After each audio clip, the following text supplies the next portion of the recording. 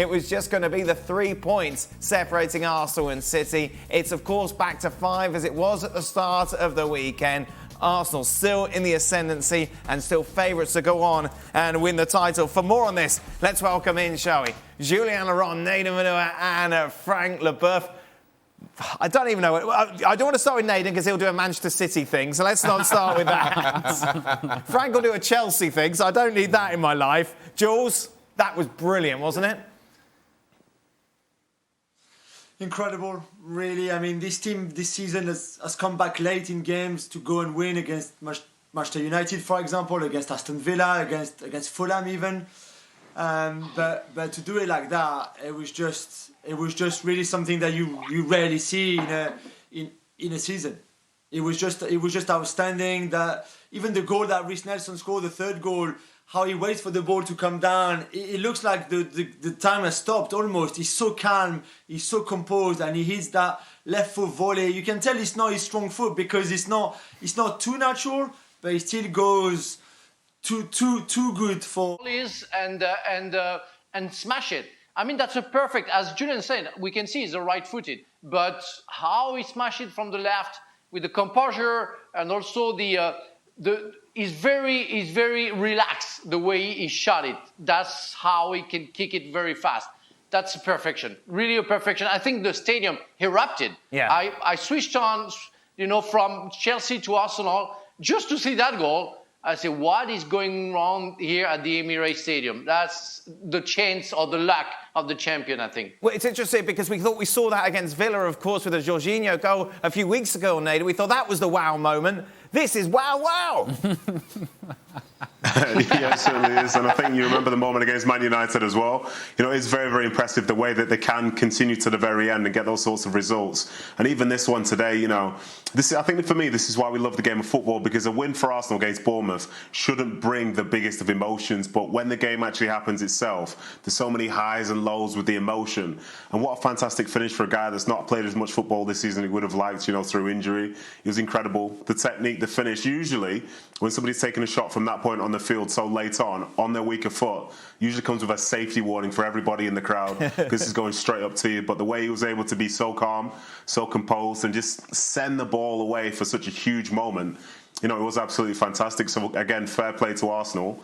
They're really getting the job done, and I think that level of belief is going to be so key between now and the end of the season. The reason, obviously, we were excited about this goal is because not only what it means in the title race, just the manner in which it was scored, the stories that would have been said if they did drop points against Bournemouth.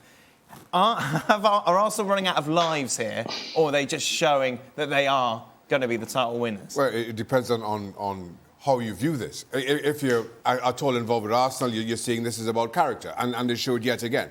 And I think this goal is as impressive, or it feels more impressive because of how the whole game played out, from the early goal to Bournemouth 2-0 lead, and even with Arsenal coming back, and then at the very end of the game, the only player on the park who seemed to want to take any responsibility was Smith Rowe.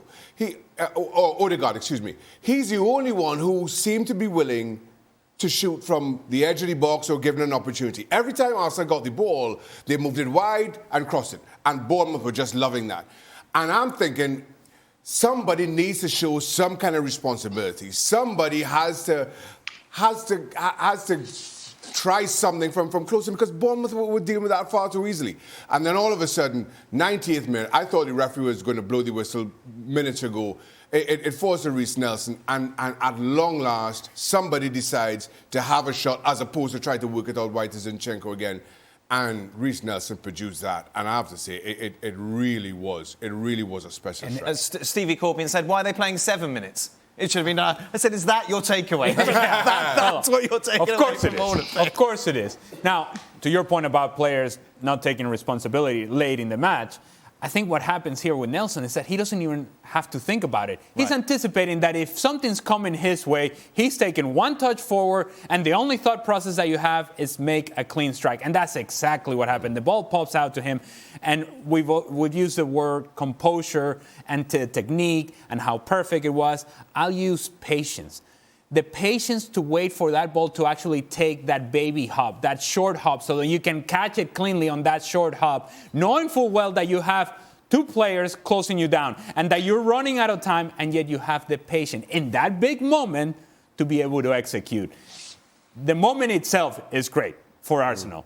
And what it means, obviously, we know in the standings. But I think it's the continuation of what we already know from this Arsenal group, and it's become an expectation. When they go down, now you expect Arsenal to come back. We do it from the outside. They know it from the inside. There's an expectation that they're going to come back. It's an expectation that Manchester United used to have back in the day. It's an expectation that Manchester City and Liverpool have had in recent history. And now it's an expectation that seems to be growing with Arsenal. Regardless of the fact that they go down, they seem to always come back. What I would say to Arsenal is that you got to stop going down. Right? Because at some point, to your question, this luck is going to run out. These things tend to turn around and tend to go the other way. So you cannot allow the silly goal that you allowed to begin the match. That cannot happen. That is not acceptable. But when you see the way this game ended and you see the 3 points, you're willing to put those things to the side and concentrate on what matters. And what matters is that you're still ahead. To that point, I thought Reece Nelson's post-game comments saying that once they got the corner, he was praying for the ball to fall to him. Now, whether you believe that or not, that's entirely up to you. But the fact that he's saying it, I think, sends a message to everybody that he's willing to take on responsibility. And again, just kind of looking at those closing moments in the game where I felt nobody at Arsenal was willing to take on that responsibility. Now, here's a young man who came on, had a huge impact in the second goal, is now saying, I want that responsibility. And that's what you want. If you are putting together a title charge, you are going to have these moments where somebody steps up. And if that person is saying to everybody else, we have to be prepared to take on that responsibility, I think that's a really good place to be. So again, whether you believe him or not, that's entirely up to you, but I think it sends a great message to who this Arsenal team sees themselves as. It's kind of the polar opposite of when you went up for that corner that time and ducked out the way. No, what I saw out of the corner of my eye, Anton making the run. Frank, obviously it's difficult for you to relate to this as one of the most humble men in the world, but it must be such an incredible feeling to be amongst that Arsenal side at the moment where you just feel invincible. Yes, it must be absolutely fantastic to have that feeling, because you know that.